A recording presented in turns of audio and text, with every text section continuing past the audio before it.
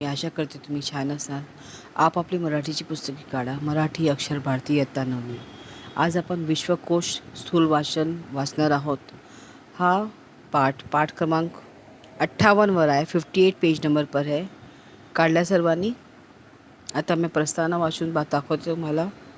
विश्वकोशाची ओळख करून देणारा हा पाठ आहे. आपल्या ज्ञानविषयक गरजा आणि व्यावहारिक सोयी यांच्या दृष्टीने सर्व संग्रह मराठी विश्वकोश अधिक उपयुक्त आहे. कोणत्याही शब्दांचे वेगवेगळे संदर्भ विश्वकोशातून मिळू शकतात. हे संदर्भ पाहणे, या संदर्भाचा अभ्यास करणे या भाषा समृद्धीच्या दृष्टीने अत्यंत आनंदायी प्रक्रिया आहे. हा आनंद मिळावा विश्वकोश पाहण्याची गरज कळावी व विश्वकोश अभ्यासण्यासाठी सवय लागावी या हेतूने स्थूल वाचन विभागात समावेश असलेला हा पाठ महत्त्वपूर्ण आहे. यानी ये पाठ बहुत ही इम्पोर्टेंट है. विश्वकोश म्हणजे क्या? इंसाइक्लोपीडिया. हमको इंसाइक्लोपीडिया में क्या सारी दुनिया की सब चीज़ों की मतलब समझ में आती है. हर चीज़ डिटेल में लिखी होती है. तो ये लेसन बहुत ही इम्पोर्टेंट है. इसको आपको ध्यान से पढ़ना है. ठीक आहे. तुमच्या शाळेच्या अथवा तुमच्या गावातील सार्वजनिक ग्रंथालय तुम्ही गेला तर अनेक जाड मोठी पुस्तके असलेली काचेचे कपाट तुमचे लक्ष वेधून घेईल. आप अपने स्कूल में या गांव में अपने लाइब्रेरी में जाते, ग्रंथालय यानी क्या है? लाइब्रेरी. जहाँ पे पुस्तक होता, पुस्तकालय होता है, उसको ग्रंथालय भी कहते हैं. और वहाँ पर कबर्ड में बहुत मोटी मोटी बुक्स होती है. असले काचेचे कपाट यानी कांच के कबर्ड में बड़ी बड़ी मोटी मोटी पुस्तकें होती. लक्ष्य वेधून गेलं और आपको अपनी तरफ अपना आकर्षण लेकर जाती है, अपनी तरफ खींचते हुए लेके जाती है उस मोटी मोटी किताबें. मराठीच्या विविध साहित्य सोबत मराठी विश्वकोश, मराठी व्युत्पत्तिकोश, मराठी चरित्रकोश, मराठी शब्दकोश असलेली हा ग्रंथसंपदा हा प्रत्येक वाचनालयाच्या मानबिंदू. या पाठात आपण मराठी विश्वकोशाचा परिचय करून घेऊया. यानी ये पाठ में मराठी विश्वकोश यानी मराठी डिक्शनरी के हम परिचय करके लेंगे कि उसमें क्या होता है, कैसे होता है. ठीक है. मानव्या विद्या, विज्ञान व तंत्रज्ञान यांतील सर्व विषयांचे अद्ययावत ज्ञान एका व्यापक योजनेखाली संकलित करणारा असा हा मराठी विश्वकोश कोणतेही एक महत्त्वाचा विषय अन्य अनेक विषयांच्या संलग्न असतो. अशा अनेक विषयांची एकत्र माहिती मिळाली तर तो विषय नीट समजून घेता येते. एखाद्या मुख्य विषयातून अनेक उपविषय निर्माण होतात. यानी मानवविद्या, विज्ञान व तंत्रज्ञान यातील सर्व विषयांचे अद्ययावत ज्ञान एका व्यापक योजनेखाली संकलित करनारा असा हा मराठी विश्वकोश. यानी एक बुक में आपको ये सारी चीज़ें मिल जाएंगी. इस तरह ऐसा है ये विश्वकोश. इसमें आपको सारी चीज़ों यानी एक ही सब्जेक्ट के बारे में आपको सब चीज़ डिटेल में मिल जाएगा. ठीक है. तो उसको कहते हैं इंसाइक्लोपीडिया. अन्य अनेक विषयांचे संलग्न असतो यानी हर सब्जेक्ट का उसमें समावेश होता है. अशा अनेक विषयांचे एकत्र माहिती मिळाली और हर विषय के बारे में एक साथ इंफॉर्मेशन मिलती है इस बुक में. तर तो विषय नीट समजून घेता येतो और वो सब्जेक्ट फिर अच्छे से समझ में आता है. मुख्य विषयातून अनेक उपविषय निर्माण होतात और उससे अलग अलग विषय निर्माण होते हैं. उदाहरणार्थ वैद्यक शास्त्र. अब यहाँ पे मेडिकल टर्म्स बताया गया है. औषध विज्ञान यानी मेडिसिन, जीव रसायनिक शास्त्र यानी बायोकेमिस्ट्री, शरीर क्रिया विज्ञान यानी ह्यूमन बॉडी, शरीर एनाटॉमी, रोग जंतु शास्त्र यानी माइक्रोबायोलॉजी. अब यहाँ पर आपको समझ में आया. हाँ.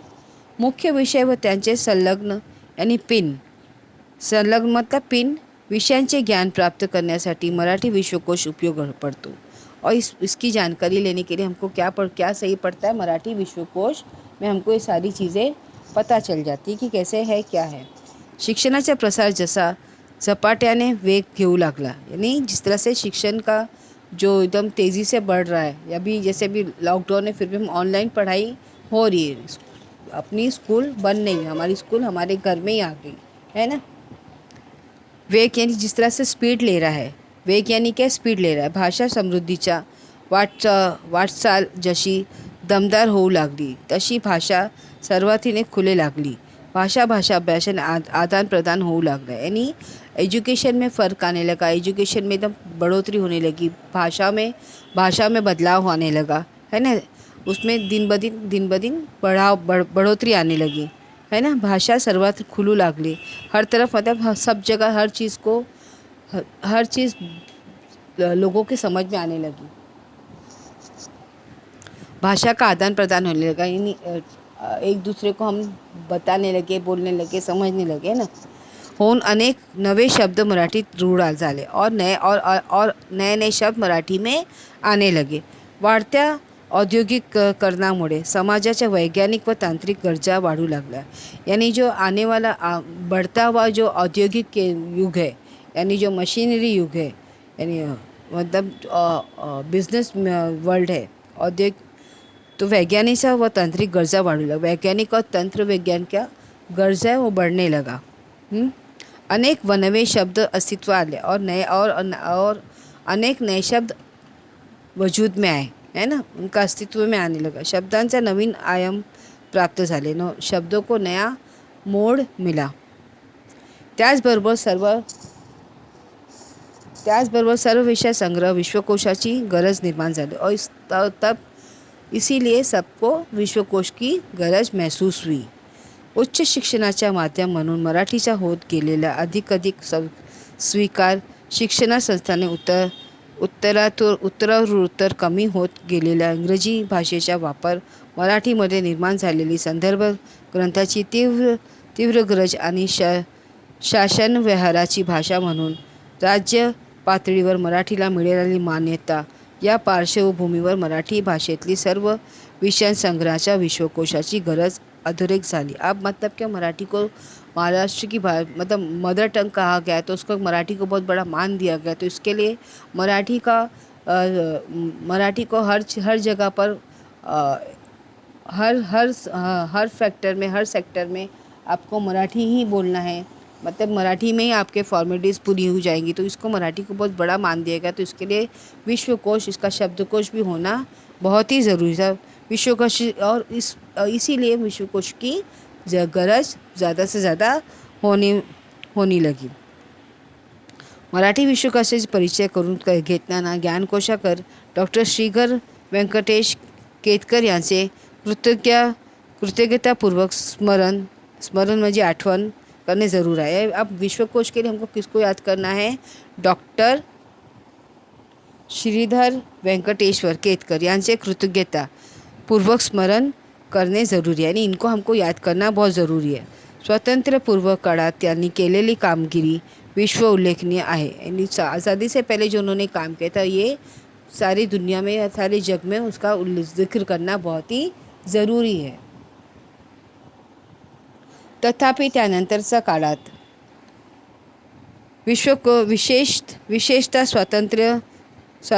स्वातंत्र्योत्तर काळात ज्ञान विकासाच्या क्षेत्राचा ज्या वेगाने विकास झाला, हा विकास लक्षात घेऊन विद्यमान ज्ञान क्षेत्राचा सर्वांगीण परिचय करून देणारा मराठी विश्वकोश हा आश्वासक प्रयत्न है. मतलब जब देश गुलाम था और गुलामी से आज़ादी के वक्त तक मतलब उस वक्त भी मतलब हमारी जो कोशिश थी, जो हमको आगे बढ़ने की जो ज़रूरत थी, तो उसमें उस वक्त भी हमको विश्वकोश हा आश्वासक प्रयत्न आला. मराठी कोश हा आश्वासक प्रयत्न है. मतलब ये उस वक्त से भी वो कोशिश चल रही थी और अब वो साकार हो गई. अभी आता पान क्रमांक 59 या पहली लाइन, विश्वकोशाचा असा तयार झाला. विश्वकोश असा तयार झाला. विश्वकोश कैसे बना उसके बारे में बताया. नंबर 1, विषयावर तत्वज्ञानाच्या समितीची रचना केली गेली. म्हणजे सब्जेक्ट पर समिति से सब कमेटी बनाकर उस पर रिसर्च किया गया. प्रत्येक विषयाच्या नोंदीच्या शीर्षक निश्चित केली गेली. यानी हर सब्जेक्ट का जो पढ़ना है उसके टॉपिक्स तयार किए गए. मुख्य, मध्यम, लहान नोंदीतील मुद्द्यांची वाटासने तयार केली गेली. यानी मुख्य यानी जो इम्पोर्टेंट था बीच में था, जो छोटा था, हर छोटी बड़ी चीज़ों को पॉइंट आउट किया गया. एक लिस्ट तयार की गई. नोंदीच्या मर्यादा आखून टाचण्यामधून तशा सूचना दिल्या गेल्या. और सारे मतलब सारी चीज़ों को देखकर, सारी चीज़ों को पॉइंट आउट करके एक सूचना, एक टाचने तैयार केले यानी एक लिस्ट एक पेपर तैयार किया गया, एक लिस्ट तैयार किया गया, एक पॉइंट तैयार किया गया. नोंदीच्या मर्यादा आखून टाचण्यामध्ये तशा सूचना दिल्या गेल्या और सारे पॉइंट्स को देखकर एक सूचना तैयार की गई.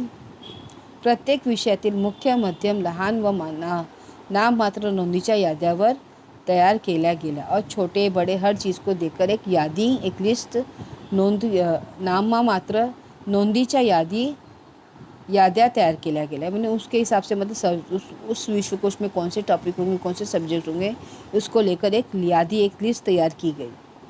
11वील्यानुसार या याद्या लावण्यात आल्या और फिर जिस तरह से वो लिस्ट बनाई गई थी, लिस्ट के हिसाब से वो यादी लिस्ट के हिसाब से उसको तैयार किया गया. मतलब उसको प्रॉपर वे में रखा गया. वन इसके बाद ये, इसके बाद ये, एक के बाद ये, एक के बाद ये, ऐसा जैसे हम लेसन में हमारे इंटेक्स में जैसे लिखते हैं ना, फिर नंबर 1, नंबर 2, नंबर 3, नंबर 4, उनको बराबर से क्रम दिया गया और बराबर से एक के बाद लगाया गया, ऑर्गेनाइज किया गया. 1976 या वर्षाची महाराष्ट्र राज्य साहित्य संस्कृतीने मंडळाने मराठी विश्वकोशाचा पहिली खंड प्रकाशित केला. अब 1976 में इसकी पहला जो भाग था वो उसको प्रकाशित किया गया यानी उसको पब्लिश किया गया. ठीक है. सध्या विश्वकोशाचे 18 खंड प्रसिद्ध आहेत और आज विश्वकोश के 18 पार्ट, 18 हिस्से प्रसिद्ध मशहूर है. अभी विश्वकोश यासाठी पाहावा. या विश्वकोश यासाठी पाहावा. विश्वकोश क्या देखना है, कैसे देखना है. नंबर 1, आपल्या ज्ञानविषयक गरजा मराठीतून भागविण्यासाठी यानी हमको जो नॉलेज चाहिए उसको हमको मराठी में कैसे देखना है. नंबर 2, जागतिक ज्ञानशास्त्राचे क्षितिज विस्तारांना आपल्या विविध विषयातील कुतूहलात इष्ट कळवळण लागण्यासाठी, अभिव्यक्तीला योग्य चालना मिळण्यासाठी, सर्व प्रकारचे प्रगल्भ व सूक्ष्म ज्ञान मराठी भाषेतून मिळण्यासाठी यानी हर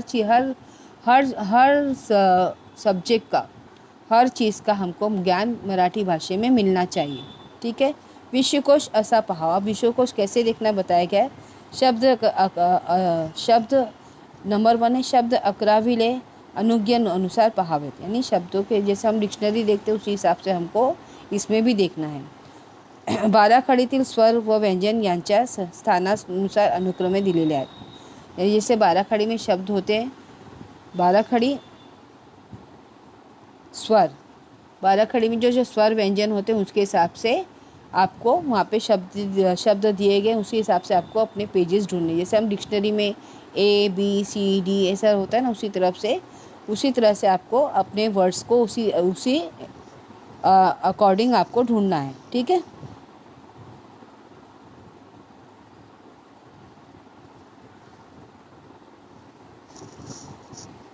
शब्द पाहावा.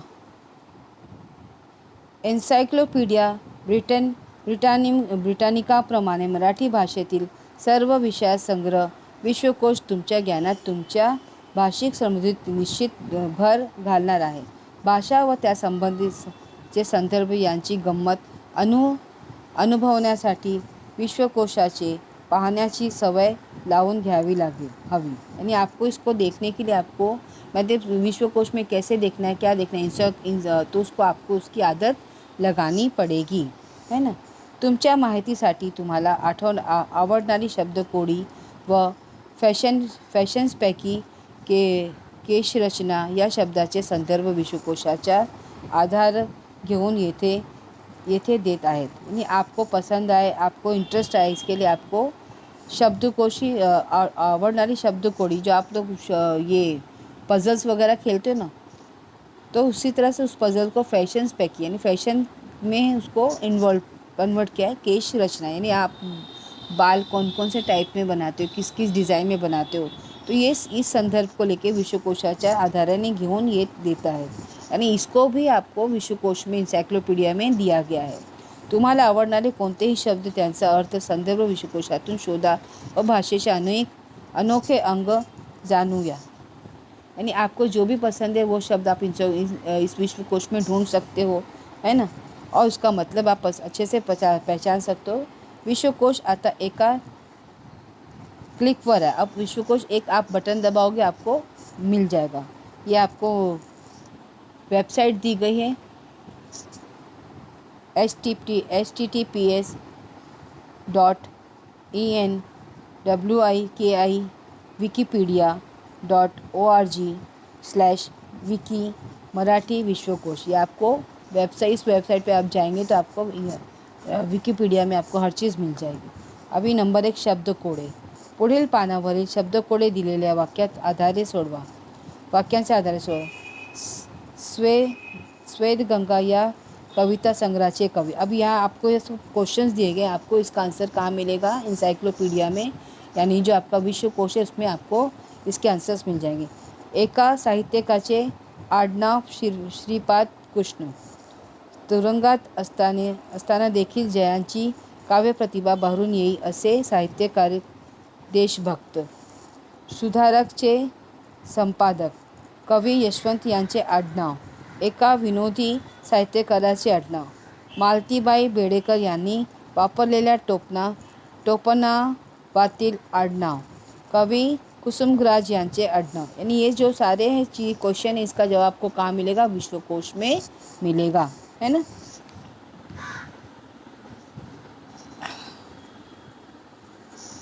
अभी नेक्स्ट पेज पे देखो, ये जो ग्राफ बना हुआ है, र दिया हुआ सर्कल में अर्थ छटा, शब्द प्रवृत्ति, शब्द चातुर्य, भाषा समृद्धि, शब्द ज्ञान, है ना, शब्दांत संपत्ती भर, शब्द संग्रह आणि भाषेची गंमत.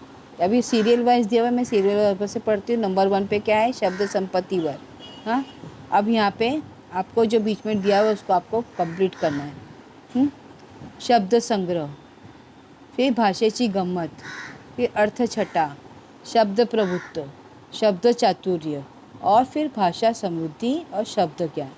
आता आर्थर विन याने 21 डिसेंबर 1993 च्या न्यूयॉर्क वर्ल्डच्या अंकात अशा प्रकारचे पहले शब्दकोड प्रसिद्ध केले. यानी उन्होंने पहला जो शब्दकोड था, जो पजल था, उसको उन्होंने फेमस किया. हाच तो चहा हे वाक्य दोन्हीकडून जरी शब्द वाचले तरी एकसारखेच बनते. अशा प्रकारच्या शाब्दिक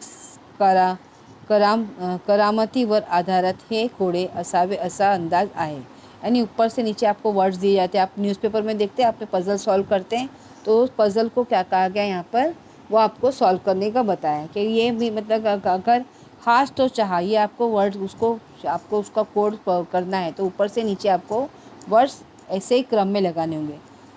प्रकारचे शाब्दिक करामतीवर आधारित हे कोडे असावे असा अंदाज आहे. मुलांनो, विविध वृत्तपत्र आणि न्यूजपेपर, मासिक, मॅगझिन, साप्ताहिक यामध्ये येणारी शब्दकोडी तुम्ही सोडवतात आणि भाषेचा गमत अनुभवतात. यानी आप लोग हर न्यूज़पेपर में, मैगज़ीन में आप ये जो वर्ड पजल्स आप सॉल्व करते हो तो आपको उसको मज़ा आता है ना सॉल्व करने के लिए. हाँ, अभी नंबर 1 फ्रेंच भाषा शब्दकोड्यांसाठी सर्वात सोयीस्कर भाषा. कॅटनलमध्ये फ्रेंच व इंग्रजी शब्द याजून द्विभाषिक शब्दकोडे लोकप्रिय. रशियामध्ये शब्दकोड्याचा वापर प्रचारासाठी है. शब्दकोड्यासाठी चीनी भाषेची अपवाद. यानी आपको ये सारी चीज़ें आपको बताया जाएगा. वर्तुळाकार बादामच्या आकाराची टाइप ऑफ पजल, यानी किस तरह से मतलब कैसे कैसे पजल देते हैं उसको उसका बताया है. वर्तुळाकार यानी गोल सर्कल में होता है. बादामाचे आकाराचे होते हैं यानी बादाम के शेप में भी होता है. फुलीच्या खुनेच्या आकाराचे यानी फूल के जैसे केस में भी होता है. शास्त्रीय किंवा गुप्त लेखनाची. अभी शब्दकोडाचे प्रकार. चौकनांची कोडी, चित्रचौकटी, साम्यकारी, अनियमित आकाराची. यानी चौकनाची कोड़ी यानी चौकन में होती है. फिर चित्र चौकटी होती है यानी चित्र बना होता है उसमें, उसके अंदर आपको कॉलमचे रहते हैं, साम्यकर यानी एक जैसे होते हैं, अनियमित यानी कभी भी किसी भी आकार के होते हैं. अशा कल्पनावर आधारलेले अनेक प्रकार रूढ आहेत. संगणकीय खेळांमध्ये विविध प्रकारचे शाब्दिक कोड्यांचा समावेश होतो. अभी जैसे कंप्यूटराइज में भी आप ये गेम खेल सकते हो, उसमें अलग अलग शब्द होते हैं. नंबर 1, प्रसिद्ध विद्वान अथवा अवतरण देऊन त्यांचे लेखक ओळखण्यासाठी सांगणे. यानी अभी यहाँ पर आपको क्वेश्चन दिया जाएगा, प्रसिद्ध विद्वान अथवा अवतरण घेऊन त्यांचे लेखक ओळखण्यास सांगणे. यानी अभी आपको क्वेश्चन को सॉल्व करना होगा, तो इसके आंसर्स आपको बताने होंगे. एका शब्दातील अक्षरे फिरून नवीन शब्द तयार करणे, उसी शब्द को फिराकर नया शब्द बनाना, काही शब्दांतील रिकाम्या अक्षरांची जागा भरणे.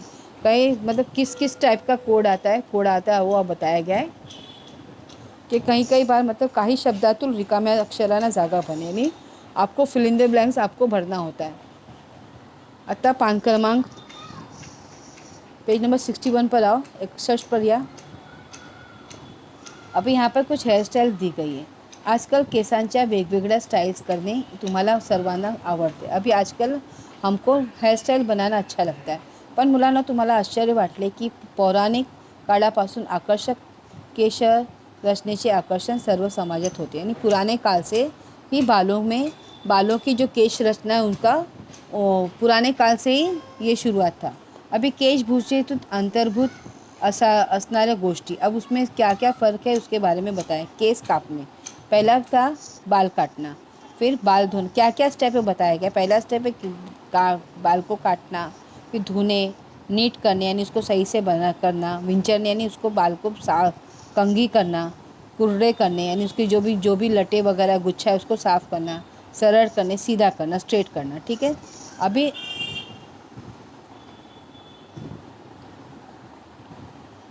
आदिम लोक केसांना मातीचे लेप लावून आपला पराक्रम व गुणवैशिष्ट्य दाखवण्याकरिता त्यात विजय चिन्ह आणि पदके लावत. पहले लोग क्या करते हैं, अभी हम लोग बाल साफ़ करने के लिए शैम्पू यूज़ करते हैं, लेकिन पहले के लोग बाल धोने के लिए चिकनी मिट्टी का इस्तेमाल करते थे. उससे बाल धोकर अपने बालों को मतलब बहुत अच्छे से शाइन कराते थे, बहुत अच्छे से चमकाते थे. और अब यहाँ पे उद्देश्य, केशभूषेचा मुख्य उद्देश्य आकर्षकता किंवा सौंदर्य वाढणे. अभी केशभूषा का मुख्य उद्देश्य क्या था, एक तो आकर्षण था और सौंदर्य, बालों से खूबसूरती होती है ना. फिर दूसरा पॉइंट है केशभूषेचा सामाजिक उद्देश्य. अभी इसमें बालों से समाज का उद्देश्य क्या होता है, सामाजिक संकेतनानुसार प्रतीकात्मक केशभूषा यानी एकदम अच्छी केशभूषा. ठीक आहे. केशभूषेचा उगमय यातून झाला असावा. केस इतरांना दिसू न देण्याच्या पुराणात स्त्रीच्या प्रयत्नातून केशबंधाची कल्पना पुढे आली असावी. यानी बाल न दिखने के लिए आपको यहाँ पे अलग अलग टाइप्स के बाल बताए गए. ये दोनों कॉलम में देखो कैसे बालों को सजाया. पहले बालों को सजाया जाता था और फिर बाल न दिखने के लिए आपको कैसे कैसे डिज़ाइन में कैसे कैसे स्टाइल में यहाँ पर दिख रहा है ना आपको. अजिंठा, वेरूळ, कोणार्क, खजुराहो येथील शिल्पकृतींत आढळणाऱ्या स्त्री पुरुषांच्या केशरचना उल्लेखनीय आहेत. या प्राचीन केशरचनांचे अनुकरण भारतीय स्त्रियां करताना आढळतात. अब जो पुरानी जो केश रचना थी यानी जो हेयर स्टाइल थे उसको आज भी हम लोग नए नए स्टाइल में बनाते हैं और औरतें इसको पसंद करती हैं, जो भारतीय स्त्री हैं उनको पसंद करती हैं. ठीक है.